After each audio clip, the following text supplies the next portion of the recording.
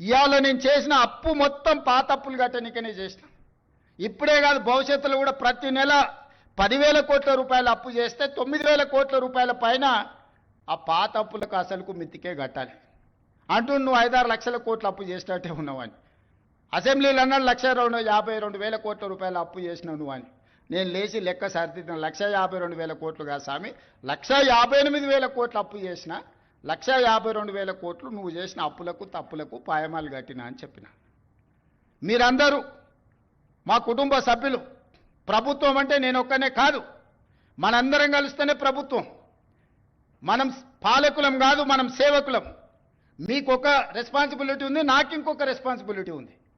Different designation. హోంగార్డ్కి ఎట్లా బాధ్యత ఉందో, కానిస్టేబుల్కి ఎట్లుందో, హెడ్ కానిస్టేబుల్కి ఎట్లుందో, ఎస్ఐకి ఎట్లుందో, సిఐకి ఎట్లుందో, డిఎస్పీకి ఎట్లుందో, ఎస్పీకి ఎట్లుందో, అప్ టు డీజీ ర్యాంక్ వరకు ఎట్లుందో, ఎలక్టెడ్ రిప్రజెంటేటివ్ పొలిటికల్ ఎగ్జిక్యూటివ్గా మాకు ఇంకొక బాధ్యత ఉంది. కానీ మనందరం కలిస్తేనే, పంచాయతీరాజ్, రెవెన్యూ, ఆర్ఎండ్బి అన్ని శాఖలు కలిస్తే, పోలీస్ శాఖ కలిస్తేనే ప్రభుత్వం.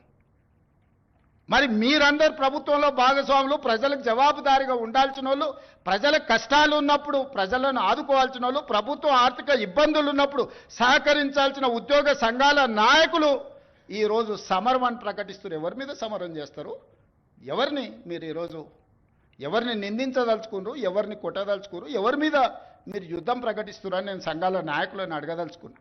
మీకు బాధ్యత లేదా? 35 సంవత్సరాలు ప్రజలు మన జీత భత్యాలు ఇచ్చి రిటైర్ అయిపోయిన తర్వాత మనకు పెన్షన్ కూడా ఇచ్చి మన కుటుంబాలను ఆదుకుంటున్న 98% ప్రజల యొక్క పెన్షన్లు కానీ, రైతు రుణమాఫీ కానీ, రైతు భరోసా కానీ, ఉచిత కరెంటు కానీ, షాదీ ముబారక్ కానీ, కళ్యాణ లక్ష్మి కానీ, ఆర్టీసీలో ఆడబిడ్డలకు ఉచిత ప్రయాణం కానీ, ఇవన్నీ చేయాల్సిన బాధ్యత ప్రభుత్వ ఉద్యోగ సంఘాల నాయకుల మీద లేదా?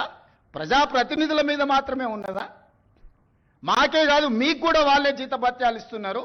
మీకు ఉద్యోగాలు ఇచ్చింది కూడా ఈ ప్రజలే కదా. మీకు ఉద్యోగాలు ఇచ్చిన వాళ్ళే మాకు ఉద్యోగాలు ఇచ్చారు. మనందరం కలిస్తేనే ప్రభుత్వం.